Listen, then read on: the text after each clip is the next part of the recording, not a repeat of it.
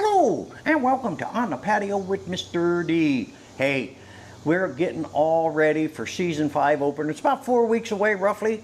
We're just waiting for this ungodly Florida heat to go away. It is horrible. And then, as you all know that follow my channel, we shut down in June, and because of COVID, we had to shut down sooner. And then we restart again. Our new seasons are always in October. Well, since that time, I've added 2 more advanced element kayaks to my fleet, and those are the Airvolutions. And they are, my goodness, they are a fantastic craft. All high pressure drop stitch technology. You've seen my videos on it and a couple tips and tricks. Well, today I'm going to address, I don't think it's a real problem, but it's kind of a situation for me. And what I had to do is figure out a way to anchor the bottom of the seat. So what I did is I added a vertical strap to the back set of the top of the seat, and put a patch with a D-ring system, and made that to where it'll clip. And you're going to see that set up and everything in this video. And then I had a little problem that I just really didn't know how to address. And then I saw this idea, and I think his name was Rick. But he came up with some tips and tricks in a PDF, and I looked at that and I says, you know, I'm going to embellish on that just a little bit. And what I did, and what the problem is when you sit in the craft, the back part of the seat, on the way it's rigged, it moves back and forth. I don't want that. When I set it, I want it to be right where I set it. I set up some 1-inch webbing straps and some metal hook clip thingies that are like the ones on that come with the Airvolution, to give that an aesthetic, pleasing look. Anyway, we're going to show you these mods, and actually, once I'm done with these, that's it. You've seen the spaghetti cleanup on the back of the excess webbing. You've also seen the rigging, shrink tube seal, did all that. But this one took a little bit longer because you have to glue on those D-ring patches at the back center to get that to do, and then you have to sew in the 1-inch webbing straps from the top, and then the ones in the seat. And I'm going to show you how I did that. So hey, without further ado, let's do this. Alright guys, what we're going to do today is we are going to add this patch right here and set up a seat back holder so it'll hold the seat back upright. And I'm going to be attaching it right here. I use 400 grit sandpaper to rough this up a little bit, and 400 grit sandpaper to rough the inner patch up. Then of course you need the isopropyl alcohol. Now you're going to need some duct tape to hold this thing in place. Then of course your sealant, which is normally Aqua Seal, which is what I'm using right here. Now what you do is, I mean, this is just a real simple project. Now I'm going to make a webbing strap and sew it into the top of the seat. So it'll have a buckle clip, and it'll clip right onto this, keeping the seat upright. So let's get started. Now all we do is just add the adhesive here. And it doesn't have to be crazy. This is not going to be under a lot of pressure. And you can see what I'm doing here is I'm just putting on the Aqua Seal right here, there, like that, and then just doing this circle right here.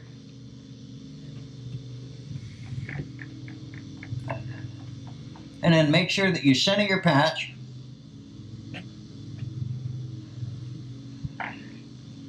Okay.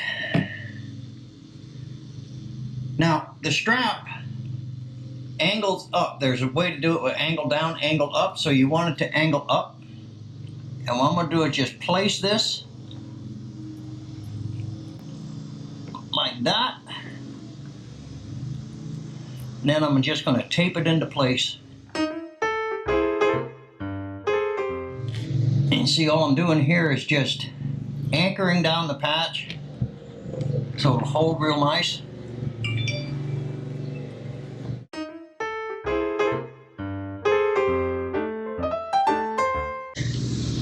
Now we just let that dry. and go ahead and start making the adjustable web back seat strap that will hook into this thing like that and keep this straight up and down. So hey, we'll be back in a bit.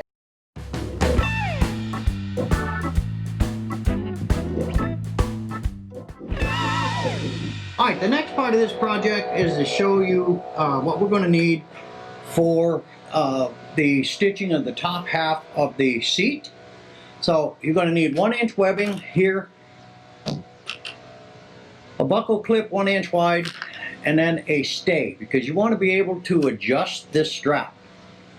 Now, we'll be using the standard sewing awl that you've seen me use in the other videos, my torch, and of course a pair of scissors. Now, the reason for the scissors, not only to cut the strap to length, is to provide for the center point and the curve, because this strap is going to be sewn right here. And I want it to curve like the seat curves for aesthetic reasons. So basically, all you do is just pull out what you think you're going to need, and that should be more than enough right here. Now I'm going to cut this. Now I'm going to curve this before I melt the ends, because I want it to match the seat. Now that should match the seat. It does. Now I just melt that with the torch. And that way it'll keep its contour. And as you can see here, I've got that to match the top crest of the back of the seat. So before we sew this thing up, I'm going to take the keeper and put it into place like this. Just pull it down. Okay, now take the hook clip, bring that, as you can see what I'm doing here. Now I'm just going to feed that in through here, like this, and then like this. Feed it through, tighten this up. Now this piece is adjustable. Now what we're going to do is set up the sewing awl and then sew that onto the seat. Back of the seat, here I'm using the center point of the top of the A, and then instead of marking it, I'm just going to run the awl through right at the center point like that, and do the normal stitching process right here. Now we're just going to go ahead and finish this up. This part's pretty simple.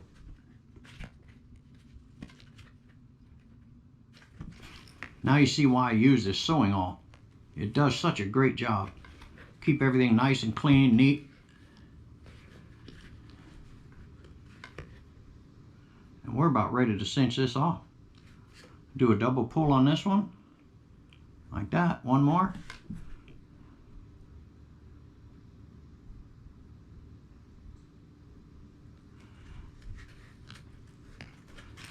Pull it, and we are done.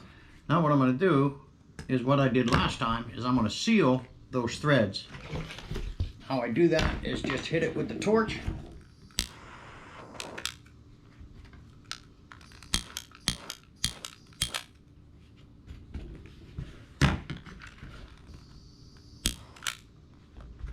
And there we go. Now you can see here that the adjuster strap is strong. I actually did 2 rows of stitching through here. I didn't like just the single row, so I put another row at the bottom, making that really, really strong. So this part of that project is done. It's just waiting now for the patch to dry and then adjust this where I want it.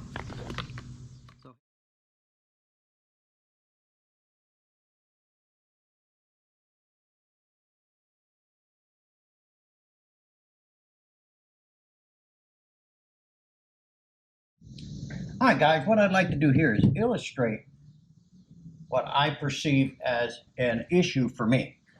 Now once you got your seat all set up and everything is in place, I mean it looks good. I got the seat back strap all hooked in, but here's a situation that I get. I get this shushing. See how the seat moves forward and aft? And I don't want that. I want it in place in one spot. So what we're going to do is a quick modification. I got the idea, I think it's from Rick, is where I got the idea from. And I just took it a little bit more. And what I did is use some webbing and some of these metal clips right here.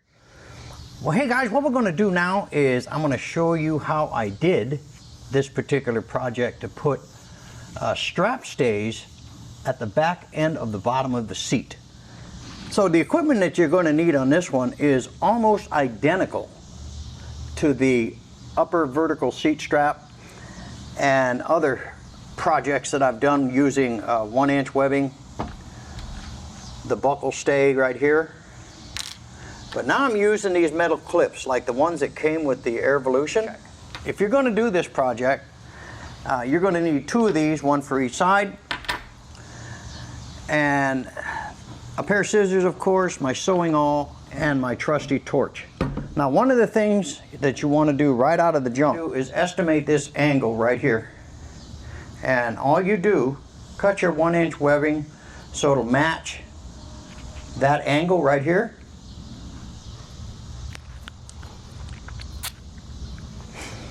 Then, of course, what you do is you melt the end.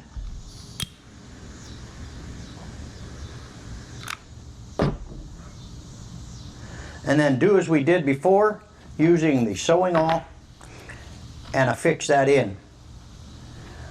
You also take enough of the 1-inch webbing to allow for adjustments, as you can see right here. And then also add the metal clip. Do that on both sides. And this project is really, really simple. Now this hasn't been adjusted yet, so let me get this all adjusted. But this will keep the seat in place.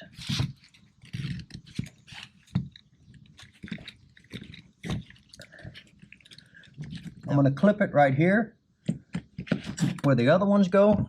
Do the same thing with the other side. And clip this in the same way.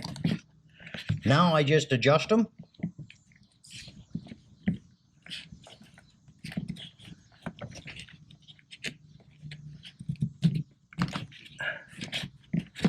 That one's good. Adjust this one.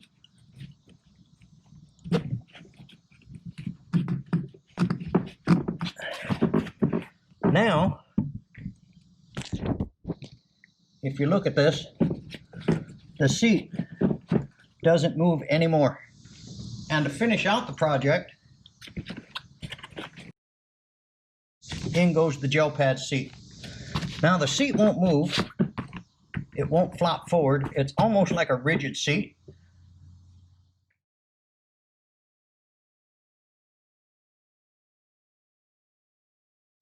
Well, you guys, I hope you enjoyed these little tips and trick mod stuff that we've done over the last couple of videos, but this one took a little bit longer because of the patch thing. But it definitely took care of the problem in the addition of the gel pad underneath the seat. Now, a lot of you put it on top, but I like to put them underneath. Takes out the what we call dead butt problem out there. After about an hour and a half, your butt goes dead. So putting that gel seat under there has reduced that problem significantly. I did a test on my Sport using the gel pad. Haven't done it on the Airvolution as yet, but that'll be forthcoming. Again, we're getting ready for season 5. So we're taking all of my fleet out and getting them prepped out of my summerization, which is your winterization storage. I'm all testing those. Like I said, the Elite is done. The Sport is done. Both Evolutions are done, except now for this gel seat test, but everything else is done. I have the 1044 left and the Tandem left to do. So I'll be getting out on the lake, testing those. And it's not a long paddle. I have a lake right behind me. And what I do is I launch that, go out, test everything, make sure everything's good to go. And then I know for the season, depending on which waters I'm going to be kayaking, which craft I'm going to take. But again, I hope you enjoyed this video. And if you liked these videos and you're a brand new visitor here, please subscribe and hit that like button. I'd really appreciate it. And thanks to all my subscribers out there. You are definitely appreciated. We'll see you on the next one.